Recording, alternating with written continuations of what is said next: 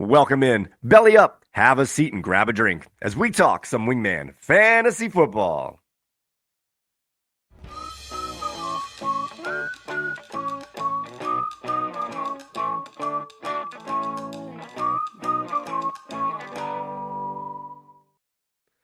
Welcome into another edition of Wingman Fantasy Football, the League Podcast. I'm your host, Michael Furley, and as always, I'd like to thank all of you, or any of you, who may be watching or listening to today's show.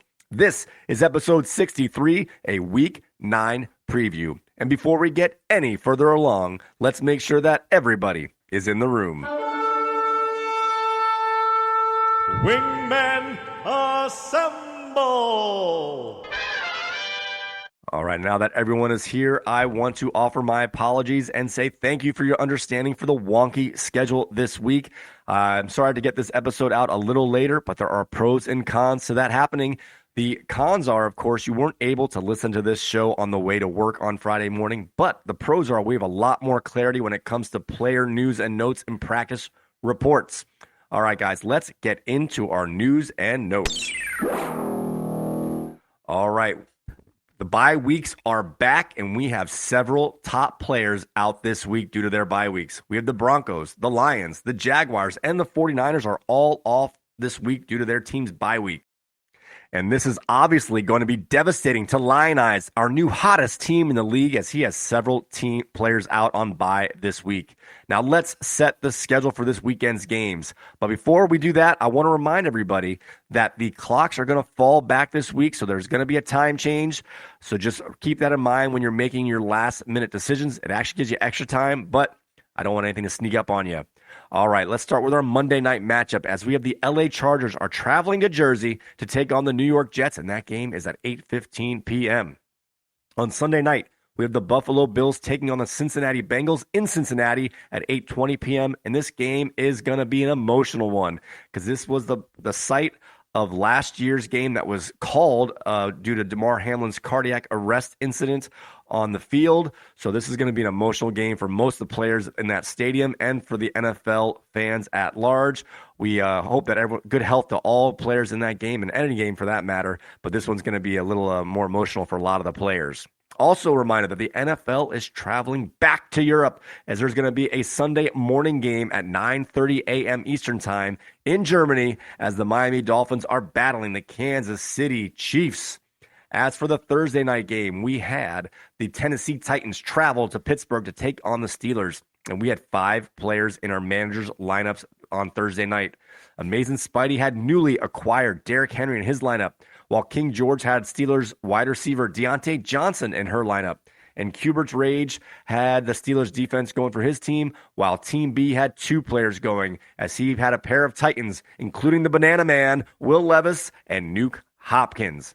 All right, guys, as for some other player news and practice reports, this first one goes out explicitly to Team B as Cade York, the kicker, has been signed by the New York Giants in wake of the Graham Gano knee injury. So this has everything. So this has Team B written all over, as we know how much he loves the kicker, Cade York. We know how much he loves New York Giants. I expect this player to be picked up by Team B any moment. All right, we have Kyler Murray, the Arizona quarterback, has been practicing in full.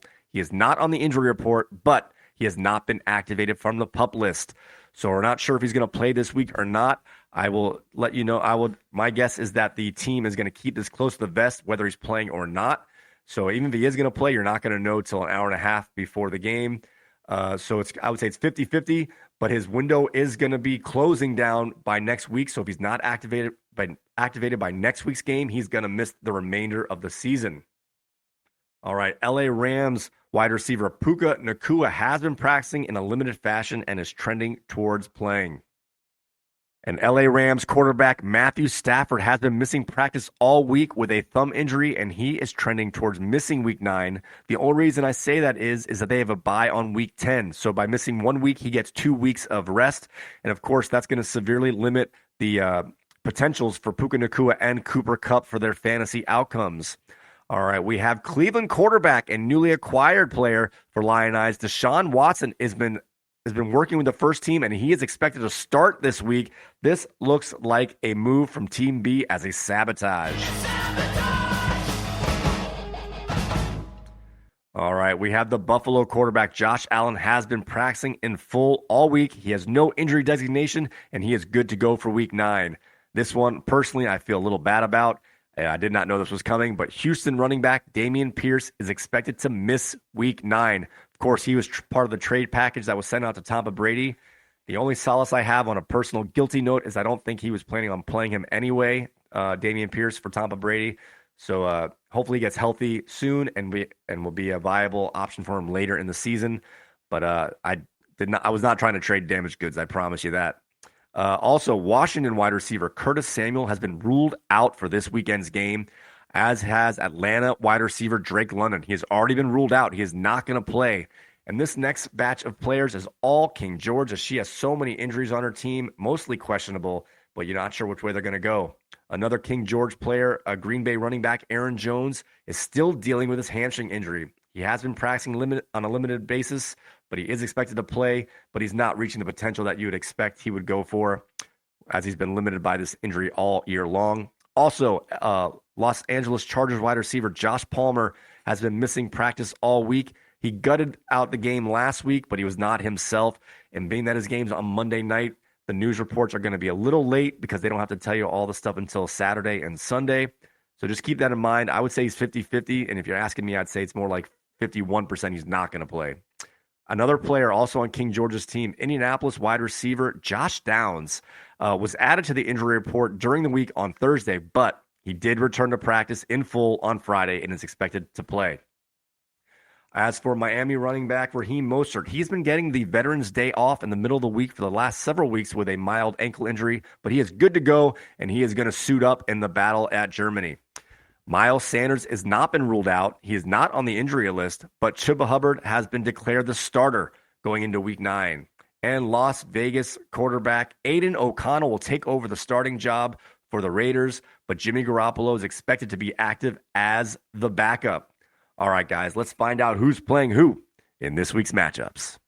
I want you! I want the stallion! Ready, down, put. This week's matchups. All right, guys, we start off. We have a pair of 5-3 teams. The even division leading Amazing Spidey at 5-3 is playing against Jimerson's Red Sox Nation, who is also at 5-3. And this is a monster game the winner of this game will solidify himself into a playoff run, while the loser is going to be a little scared going forward, needing to get a couple wins to get back on track. These two teams made a trade this week, and they are going to put it to the test right away. Our next game is Reggie's Lion Eyes at 3-5, our hottest team in the league, but he's going to be devastated by bye week replacements, and he's going up against Katie's King George and our number 1 overall seed, who's at 6-2. Our next game might be the most important game of the week, as we have Alex's They Took Our Jobs at 4-4 up against Ken's Tampa Brady, who is also 4-4. These two teams are tied for our last playoff spot, the 5th seed. And right now, Ken's Tampa Brady holds that tiebreaker by 2 points in overall scoring for the entire season. Our next game is Paul's Cubert Rage up against Nick's Waddle Away, where Paul's Cubert Rage is at 5-3, while Nick's Waddle Away is at 3-5. There's also a divisional matchup. So this is a big game for Nick's Waddle Away. We have Corey's Mac Daddy 2s at 3-5 up against Bernie's Team B at 2-6. I'm Cuban B. Yes, Cuban B.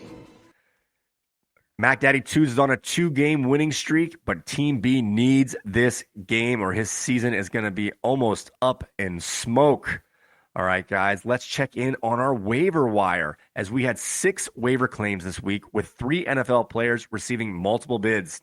Let's start out with our highest priced waiver acquisition. Gus Edwards went to Tampa Brady for $22, and he outbid Lionize, who put a $16 bid, and Cubert's Rage, who put a $4 bid in. Our next player, Jahan Dotson, went for $8 to Lionize, who outbid Cubert's Rage, $2 bid. Josh Dobbs, who was traded from Arizona to the Vikings on the trade deadline on Halloween, went to Tampa Brady for $7, outbidding Lionize, $5 bid. But as a consolation, Lionize picked up Deshaun Watson for $3.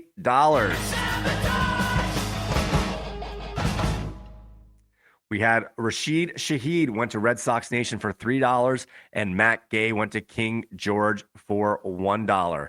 All right, guys, let's check in on our power rankings. I have the power!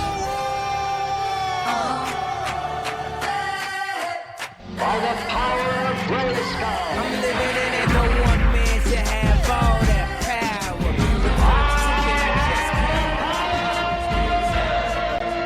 Wingman Power Rankings.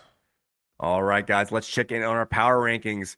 I didn't have it memorized, but I know that Spidey dropped down to 4th before the trades, and now he's back up to number 1 in the power rankings, while They Took Our Jobs is holding steady at 2nd place here. Red Sox Nation is in 3rd place in power rankings, while King George is in 4th. Cubert Rage is in 5th. Mac Daddy 2s is moving up in 6th. Tampa Brady has slid down to 7th, while Lion Eyes is in 8th. Team B is 9th, and Waddle Away is bringing up the rear in 10th place. Friendly reminder that all this means is projected points going forward means nothing. For example, I was projected to win last week by 10 points and lost by 10. So that just it's just trying to show you how Yahoo values your team, not what's going to happen at all. All right, guys, I am pleased to bring into you a new segment called Wingman Fantasy Football Mailbag. You've got mail. You've got mail. Wingman Fantasy Football. Mailbag! All right, guys, I hope you like that imaging and graphic. Of course, you can tell I've been busy making all these little intros. All right, so how this is going to work, we're just going to take these from comments from anywhere on the wingmanentertainment.net platform here. So our first one, I don't know if you recall, when Mr. Bernie, Team B, and I were having a conversation at one of our At the Bar episodes. We were struggling. He brought up a receiver, and we couldn't get the name off the tip of our tongue there. He was mentioning a receiver that was very talented, had a huge upside, but couldn't quite get himself together back then with the more stringent cannabis rules. He was couldn't beat those. And the player that he was referring to is Josh Gordon. He was a star with the Browns, then finished off, I think, with the Chiefs. He played. I think he also played for the Patriots. He was bouncing around, would play a couple games, either get hurt or be suspended again. But Josh Gordon was the player that we were thinking about there when we were talking about a off-the-field struggles, overcoming an on-the-field star. All right, our next mailbag entry here is from Reggie O, and this one was left on the Yahoo Fantasy Football page in the message board. And the question here is, what's the point of having divisions if division records mean nothing? Well, this thing was posted 9 days ago, and this was after Lion Eyes got his second win of the season and was 150 points behind everybody else in the league. And I guess he thought that he should have been put at the top of the standings. I don't know why he would think that. I mean, yes, you win 2 division games, you should just move right to the top, right? Even if you only have 2 wins. But the division record does matter. And right now, Reggie, you are only 2 games out, and you're ahead in division record. You just got to keep plugging along, and that will mean a big deal when it comes to winning the division. Our friendly reminder, just to be clear here, divisional records only matter for the division leader. Once you are no longer in play to get the division leader, the tiebreaker is for points. So it's only for division winners does the division record matter as a tiebreaker. Everyone else, every other tiebreaker for every other spot in the playoffs is points. So Reggie, you still got a long way to go. I appreciate the mailbag comment, and keep those comments coming. All right, on to our next mailbag entry here. This one comes from Bernie. I also posed the question, when Calvin Ridley has a rough game, should I call him Calvin Risky or Calvin Dudley? And 100% of the respondents said Calvin Risky was the way to go. So I thank you for all of those who commented there. You know who you are. So guys, feel free to leave a comment on any of the pages of wingmanentertainment.net. That could be wingmanentertainment.net/WFF or /gameday/podcast. I get notifications on any page that gets a comment. So feel free to leave a comment on there, and we'll put you in on the next mailbag. All right, guys. So with that being said, I want to thank you all for understanding the wonky schedule this week. And I would like to thank all of you guys for watching and or listening to Wingman Fantasy Football, the league podcast. Once again, you can find us on Apple Podcasts, Spotify, TuneIn Radio, and of course, wingmanentertainment.net/WFF. Also, I have some big news. We now have a YouTube channel. I'm of two minds of this and using this method to share the content, but for the time being, our channel is at youtube.com/@Wingman Fantasy Football. No spaces. So there you go. That's youtube.com/@Wingman Fantasy Football. Please do subscribe. And I'm not saying this to be a parrot, but YouTube really does bury the content on their search algorithm. I typed in all the words that are in the actual thing, and it did not show up unless I go right to the website. So once you get it, if you can find it through that website, youtube.com/@Wingman Fantasy Football, no spaces, just go ahead and subscribe so you can, if you want to see any of the content on that channel.